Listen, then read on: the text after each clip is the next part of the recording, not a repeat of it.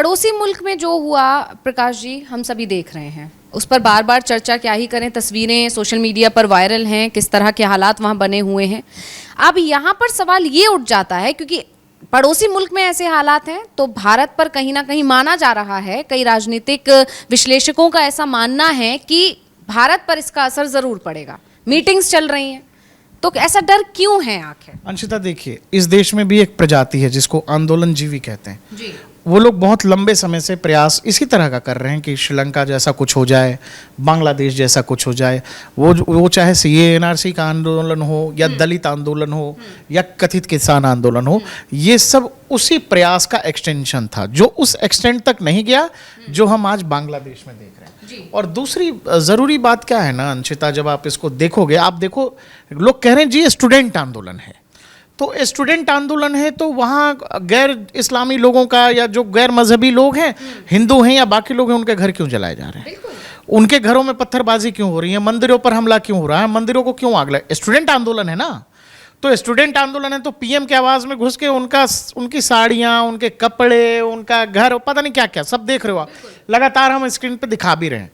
ये स्टूडेंट आंदोलन नहीं होता है अंशिता। होता क्या है, देखिए कि एक भीड़ को, जो भीड़ वो लाखों में हो, हजारों में हो, मतलब बवाल करती भीड़ या उस तरह की चीजें करती हुई भीड़ जो है, वो कह देते हैं जी देश का आवाज है।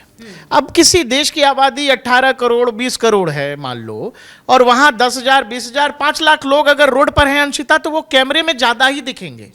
और 5 लाख लोग रोड पर मतलब बहुत ज्यादा होता है। आपने हमारे देश में देखा कि एक राज्य के कुछ लोग आकर के रोड पे बैठ गए, बोला जी ये किसान आंदोलन है। लोग सच बोलने की हिम्मत नहीं कर रहे हैं कि ये कौन लोग हैं। कि किसान केवल पंजाब में नहीं है अंशिता, या हरियाणा में ही नहीं खेती होती है, खेती उत्तर प्रदेश में भी हो रहा है, देश के बाकी राज्यों में भी हो रहा है। तो जब आप किसान आंदोलन कह रहे हो कि देश का किसान परेशान है, तो उसमें बिहार का प्रतिनिधित्व कहाँ है, उत्तर प्रदेश का प्रतिनिधित्व कहाँ है, या बाकी राज्यों का? वही आप जब इन स्टूडेंट्स आंदोलन को आप देखोगे, देखो हमने दुनिया भर में बहुत सारी क्रांति, आप भी पढ़ते हो हम भी पढ़ते हैं, ऐसा ही बवाल हुआ था अरब में। अरब स्प्रिंग बता दिया उसको। उस अरब स्प्रिंग का क्या हुआ? टर्की जो यूरोप में है, वो टर्की का कट्टरपंथीकरण हो गया, वहां बुर्का में लोग घूमने लगे। ईरान का की क्या हालत है आप जान रहे हो, इराक की क्या हालत है वो देख लो, बाकी पूरे मिडिल ईस्ट की हालत देख लो। जो लोग कह रहे थे कि अरब में स्प्रिंग हो गया। दूसरी बात, ये जो लोग कह रहे हैं कि जी ऐसा ही भारत में भी कुछ होना चाहिए, वो हिटलर है, या जो ये चुनी हुई सरकार की प्रधानमंत्री थी, लगातार 3 बार से प्रधानमंत्री थी, अभी भी पूर्ण बहुमत की सरकार थी इनकी। और जरूरी बात यह है दोस्तों कि शेख हसीना से मिलने गए कौन? अजीत डोभाल। अजीत डोभाल जब जाकर के मिलते हैं तो ये मैसेजिंग है अंशिता, बांग्लादेश में रह रहे उन लोगों के लिए जिन पर आज की रात भारी है।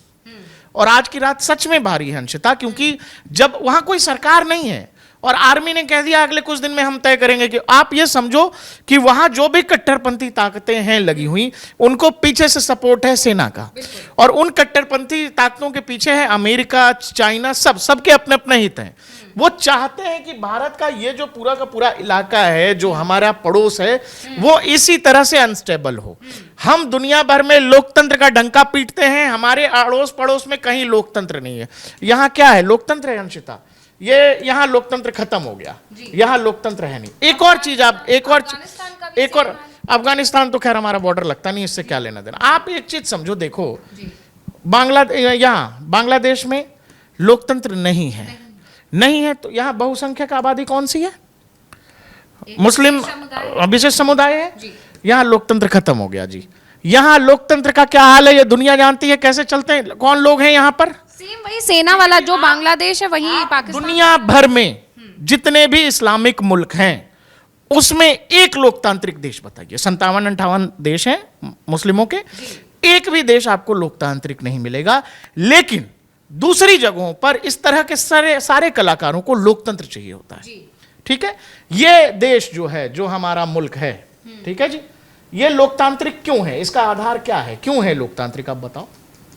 ये लोकतांत्रिक इसीलिए है अंशिता, क्योंकि यहाँ की बहुसंख्यक आबादी गैर मुस्लिम है, और ये सबसे बड़ा कारण है। नहीं तो आप ये बताओ कि इस देश में क्या हो गया लोकतंत्र का, जो आज वहां पर जो हसीना जी आ गई हैं हिंदुस्तान में, कट्टरपंथी नहीं है इसको, ये उनका क्या हो गया और यहां क्या हो गया।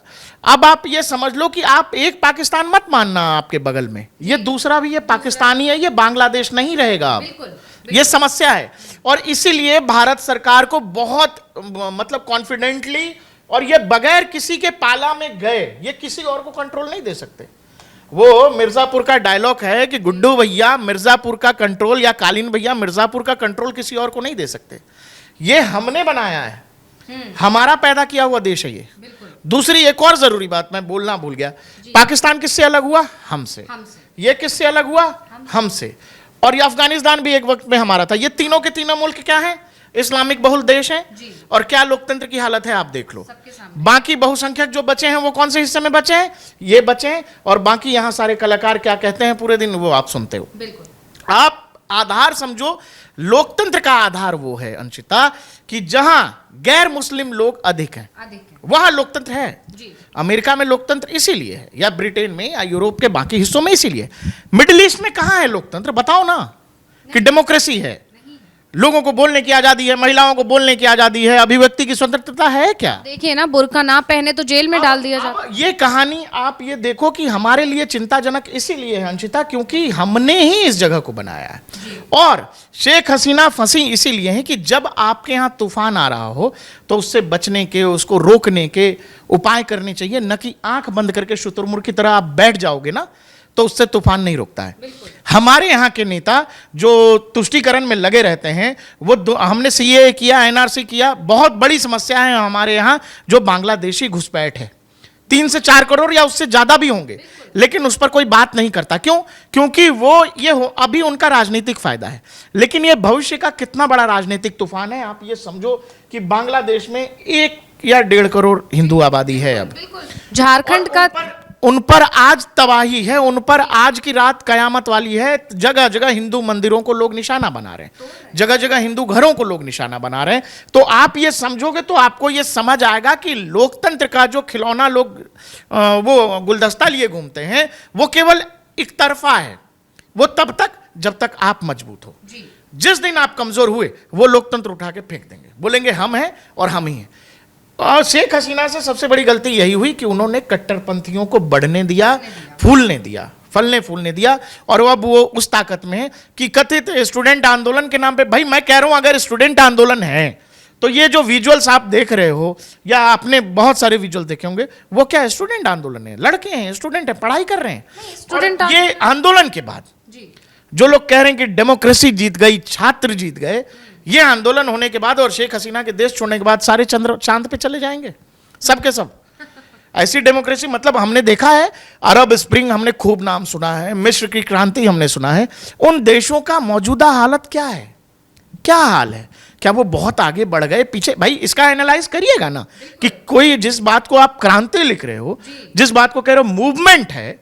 अब आप ये बताइए सबसे बड़ा क्राइसिस क्या होगा? शेख हसीना के पिताजी मुजीबुर रहमान, जिन्होंने बांग्लादेश के जनक कहते हैं, जिन्होंने बनाया बंग बंधु, जिन लोगों के कारण बांग्लादेश का अस्तित्व है, उन लोगों की इमारतें जो है, इमारत कह रहा हूं, जो मूर्तियां हैं, उनको तोड़ा जा रहा है। ये ठीक वैसा है अंशिता कि निकट भविष्य में हिंदुस्तान में कुछ लोग गांधी जी की मूर्ति पर चढ़ेंगे और तोड़ने लगेंगे। जैसे हमारे यहाँ राष्ट्रपिता हैं, वो उनका दर्जा है वहां पर। अब आप ये समझो कि वहां कौन लोग क्रांति कर रहे हैं? ये बेसिकली कट्टरपंथी हैं और जो हेट करते हैं किस बात को? ये जो प्रो इंडिया स्टांस है शेख हसीना और उनकी पार्टी का, उनकी सरकार का, उसको हेट करते थे, इसीलिए वो सरकार के खिलाफ बवाल है। देखो क्रांति, भीड़, कोई अपने देश का नुकसान कोई नहीं करता। अगर ये क्रांति बड़ी बात तो यही तो बांग्लादेश का नुकसान क्यों हो रहा है? और दूसरा, जो बांग्लादेश के निवासी हैं, वहीं के रहने वाले हैं, जिन्होंने चुना था बांग्लादेश को, उनका नुकसान क्यों कर रहे हो? लोकतंत्र की घंटी तभी तक है, मैं आपको लगातार बोलता हूं कि इस देश में लोकतंत्र क्यों बचा हुआ है भाई, यहां क्यों नहीं है? मैं दर्शकों से पूछ लेता हूं, आप बताइए कि पाकिस्तान में लोकतंत्र क्यों नहीं है, या बांग्लादेश में क्यों नहीं है, बर्मा में क्यों नहीं है, अफगानिस्तान में क्यों नहीं है, दुनिया के 57 इस्लामिक देशों में लोकतंत्र क्यों नहीं है? और इसका सबसे बड़ा कारण आप समझोगे तो आप ये समझोगे कि वहां की जो बहुलता है वो मुस्लिम आबादी है। कट्टरपंथी है, हम उसे एक समुदाय ना बोले, कट्टरपंथी जहां हावी है। लोकतंत्र में यकीन ही नहीं रखते, लोकतंत्र जैसी चीज आपके लिए है ही नहीं। लेकिन जहां पर आप अल्पसंख्यक हो, जहां आपकी संख्या कम है, वहां आप लोकतंत्र का डंका पीटते हो, मानवाधिकार का डंका पीटते हो कि सब कुछ हमको चाहिए। अब दूसरी बात, सबसे एक और जरूरी बात जो हम लोगों ने कही और फिर से कह देता हूं कि ये कैसी चीज है, कौन सी क्रांति है जिसमें स्टूडेंट अपने राष्ट्रपिता की मूर्तियां तोड़ रहा है। उसको या तो किसी ने बताया नहीं और या तो ये बताया कि यही दुश्मन है। मतलब जिसने आपका घर बसाया, आप उसी के खिलाफ खड़े हो गए। आप राष्ट्रीय प्रतीकों को नुकसान पहुंचा रहे हो। ये ठीक वैसा है जैसे हमारे यहाँ किसान आंदोलन में आपने देखा लाल किले पे लोग चढ़ गए, आपको पता ही नहीं है कि उस लाल किले की क्या महत्व है, क्या है उसका देश में उसको लेकर लोग सोचते क्या है, राष्ट्रीय प्रतीक का मतलब क्या होता है। तो जब ये सब हो रहा है तो, और दूसरी बात कि आपको पता है कि डोभाल मिलने गए हैं, सीसीएस की मीटिंग चल रही है, तो ये बहुत गंभीर मसला इसीलिए है अंशिता, क्योंकि ये बिल्कुल हमारे यहां से मिला हुआ। आप देखो कि ये सेंसिटिव मुद्दा तो है, भारत के लिए चिंताजनक बात। लीजिए आप कि हमसे ऐसे मिला हुआ अंशिता, ये बॉर्डर है हमारा। अब आप ये सोचिए ना, जब वैसे ही ये बॉर्डर है अंशिता, वैसे ही घुस आते ये वो हैं। इलाका है अंशिता जिसको एक लड़के, याद होगा आपको, शर्जील इमाम, जिसने कहा था कि चिकन नेक काट देंगे। हाँ। ये नॉर्थ ईस्ट से ये गलियारा हमको जोड़ता है। जी। तो इसीलिए ये बहुत सेंसिटिव है और इसको बहुत बारीकी से देखने की जरूरत है। और दूसरी बात ये कि बांग्लादेश में किसी और का इंटरफेयर नहीं होने दे सकते, मेजरली अमेरिका हो, पाकिस्तान हो या चीन हो, ये हमारा बनाया हुआ है, हमने किया था ये, हमें इस पर और ये रखना पड़ेगा, हमारे खिलाफ खड़ा हो जाएगा। ये सबसे बड़ा संकट है और ये हो जाएगा क्योंकि वहां पर कट्टरपंथी ताकतें हावी हो रही हैं। और दूसरी बात कि देखिए ये और ये जगह हमसे इसीलिए मिले हुए थे कल्चरली, जैसे नेपाल और भारत बेटी रोटी का संबंध है, उसी तरह से जो बंगाल का हिस्सा है और जो बांग्लादेश है वहां भी बेटी रोटी का हिस्सा है। लेकिन कुछ लोग अब इस चीज को तोड़ना चाहते हैं, उसमें धर्म का एंगल डालना चाहते हैं। पाकिस्तान दो भागों में इसीलिए बटा क्योंकि लैंग्वेज बैरियर था। ये वाले जो हैं वो उर्दू मिक्स पता नहीं क्या बोलते हैं, ये प्रॉपर बंगाली थे और सीमा कहीं से कुछ मिलती नहीं। दूसरा, ये पंजाबी चलाते हैं और पंजाबियों ने यहां भी डिक्टेट करना था बंगालियों को, तो ये लैंग्वेज बैरियर के आधार पर ये देश बना था। ये देश बनने का आधार धर्म नहीं था। लेकिन ये जो वहां जो अब जिस तरह की ताकतें हावी हो रही हैं वो धर्म के आधार पर एंटी इंडिया स्टांस ले रही हैं और ये नहीं होने दे सकते, भारत नहीं होने दे सकता इस पूरे खित्ते में। क्योंकि आप ये देखो कि अलग अलग सब के सब, यहां आर्मी रूल है बर्मा में, यहां आर्मी रूल लग जाएगा एक तरह का, और ये भी आर्मी ही रूल है। और चीन का आपको पता है, चीन में लोकतंत्र का क्या मतलब है, शी जिनपिंग, यही लोकतंत्र है। तो दुनिया का सबसे बड़ा लोकतंत्र जो है अपने आसपास में सबसे अस्थिर और एक तरह से होस्टाइल नेशन से घिर गया है अंशिता, और ये सबसे बड़ी चिंता की बात है।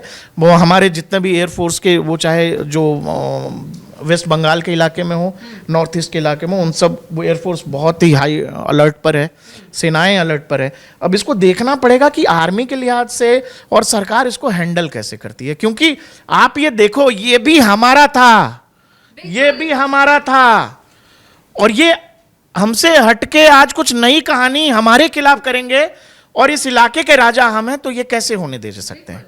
तो इसीलिए बहुत सारी चीजें हैं जो यहां पर, और आपने देखो ममता बनर्जी ने सीधा कहा कि भाई जो भारत सरकार कहेगी हमारा स्टांस होगा। तो ये मामला बहुत ही गंभीर है, तभी एक साथ एक सुर में लाया, बहुत ही गंभीर है। और वहां करीब 1 से 1.5 करोड़ के आसपास हिंदू आबादी है। NSA डोभाल जब मिलते हैं शेख हसीना से, जो देश छोड़कर निकल रही हैं, अभी भी गाजियाबाद हिंडन एयर बेस पर हैं, सेफ हाउस में हैं, बताया जा रहा है कि लंदन शिफ्ट होंगी। तो आप एक बात समझो, ये जहां भी होंगी भारत सरकार की ही पहल पर होंगी। इनको दुनिया का कोई भी राष्ट्र जगह उसी लिहाज पर देगा कि भारत का उसमें क्या स्टेक है, भारत कितना प्रोएक्टिव है। और जब डोभाल फोन पे भी बात कर सकते थे, लेकिन मिले हैं और ये खबर आई है, तो ये मैसेजिंग है बांग्लादेश में उन परिवारों को जिनको लगता है, जिनको उम्मीद है भारत सरकार, भारतीय आर्मी से कि हमारी सुरक्षा का क्या है, क्योंकि हमें कौन देखेगा, वहां तो कट्टरपंथी हावी हो गए। तो ये मैसेजिंग है एक तरह का कि नहीं, अगर ऐसी भी कोई बात होती है तो 1971 हम ही ने किया था, दुनिया में यूक्रेन को जो लेना था, क्रीमिया लेना था, यूक्रेन से ले लिया रूस ने। चीन को कल को ताइवान लेना होगा, ले लेगा चीन। ताइवान को कह रहा ना हमारा है, ले लेंगे। तो बांग्लादेश में जो कुछ हो रहा है, अगर उस तरह का भी सिचुएशन होगा तो मुझे लगता है कि भारत सरकार मिलिट्री ऑप्शन पर भी सोच सकती है, डिप्लोमेटिक ऑप्शन ऑलरेडी तैयार है। और देखो सीसीएस की मीटिंग हो रही है, कैबिनेट कमेटी की सिक्योरिटी बैठी हुई है, डोभाल हैं, रक्षा मंत्री हैं, गृह मंत्री हैं, प्राइम मिनिस्टर हैं। तो ये बहुत बड़ी बात है और ये हमारे लिए वाकई में बहुत चिंता का विषय है, क्योंकि ये पूरा बॉर्डर जब आप देखोगे तो एक साथ ऐसी संभावना है कि एक बड़ी भीड़ आपके बॉर्डर की तरफ कूच कर सकती है। वैसे ही घुस रहे हैं, घुसपैठिए वैसे ही इतने तमाम जो है खबरें आई रही हैं लगातार कि बांग्लादेशी काफी आ चुके हैं। जब चुपचाप आ रहे हैं तो अभी तो स्थिति बहुत ही खतरनाक है। तो उस स्थिति में यही बात है कि अब हमारे देश में भी बहुत सारे गिद्ध हैं, वो गिद्ध इसी इंतजार में हैं कि ऐसा कुछ भारत में भी हो जाए, ऐसा कुछ। अरे भाई, चुनी हुई सरकार है अंशिता, अभी चुनी गई है, लगातार तीसरी बार चुनी गई है। कोशिश थी, उसमें बहुत हद तक कामयाब हुए, लेकिन जो चाहते थे वो अब भी नहीं कर पाए। और ये खीज है कि आसपास कहीं श्रीलंका में कुछ हो जाए तो कहेंगे जी ऐसा कुछ हमारे यहाँ हो जाए, बांग्लादेश में कुछ हो जाए तो। लेकिन बांग्लादेश आप जब ऐसे देखोगे ना पूरी तरफ, तो आपको ये समझ आएगा कि दुनिया में कुछ ताकतें हैं जो भारत को डिसरप्ट करना चाहते हैं कि आप कहीं मिलिटरीली कहीं। हैरानी की बात यह है कि भारत के अंदर बैठे लोग भी मतलब कहीं ना कहीं इस डिस्टरबेंस को चाहते हैं। ये हैरानी की केवल भारत की कह रहे हो, बांग्लादेश कौन लोग जला रहे हैं? वहीं के लोग जला रहे हैं ना। तो ऐसे कलाकार हर जगह हैं जिनको केवल बर्बाद करने आता है, उनको आबाद करने, अच्छी बातें करने, निर्माण का कुछ नहीं जानते, वो बर्बाद करना जानते हैं। तो इसीलिए ये बहुत सोचने की बात है और इसको हमने पहले भी डील किया। बाकी अलग अलग चीजें मैंने बताई आपको, किसान आंदोलनों, सीओ, एनआरसीओ, वो सब एक प्रयास था कि इसको एस्केलेट करके वहां तक, उस एक्सटेंट तक ले जाएं कि भीड़ ही निकल पड़े सड़क पर। ठीक है ना, कि सरकार बनाम सड़क कर दें और सरकार बनाम किसान कर दें। वो सिचुएशन हुआ नहीं, क्योंकि मूवमेंट ऐसे भीड़ से नहीं खड़े होते। मूवमेंट के पीछे देश का मिजाज होना चाहिए। अन्ना आंदोलन था तो अन्ना आंदोलन के साथ पूरे देश की जनता का भाव था। किसान आंदोलन या बाकी आंदोलन फ्लॉप इसीलिए हुए क्योंकि देश का मिजाज या मेजर जो आबादी है वो आपके साथ नहीं है। और इसीलिए मैं जब कह रहा हूं कि जब सीसीएस की मीटिंग हो रही है और ये जब बॉर्डर देखोगे, फिर शर्जील इमाम का वो चिकन नेक वाला ज्ञान भी याद रखो, तो आपको समझ आएगा कि बांग्लादेश की घटना हमारे लिए कितना चिंता का विषय है।